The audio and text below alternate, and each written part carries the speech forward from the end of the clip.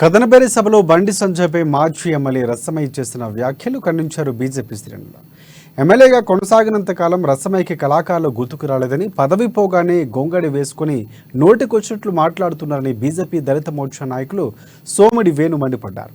రసమయ్య నోరు అదుపులో పెట్టుకోవాలని, లేదంటే తగిన రీతిలో బుద్ధి చెబుతామని హెచ్చరించారు.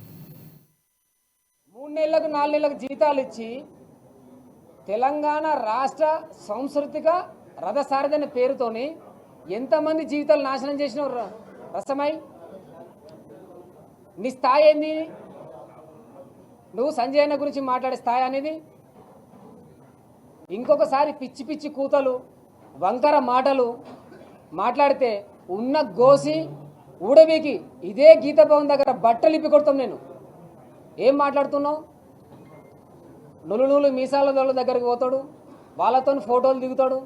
అరే చెత్త నా కొడక, ఆయన గురించి మాట్లాడే ముందు నీ అర్హత ఏందో చెప్పురా, ఆయన చేసిన తప్పేందో చెప్పురా.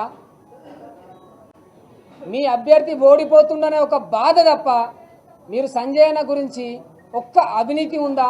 ఆయన చేసిన అవినీతి ఉందా? ఆ కళాకారుణ్ణి వేరే వాళ్ళకు పాట రానియకుండా, వేరే ప్రోగ్రాం చేయనీయకుండా, ఆయనకు ఉపాధి లేకుండా కేవలం మీరు ఇచ్చే జీతం కోసం కట్టుబడి మీతో ఒక కట్టు బానిసలాగా, కట్టప్పలాగా మీరు బెట్టి చాకరీ చేయించుకుంటే నిజం కాదా?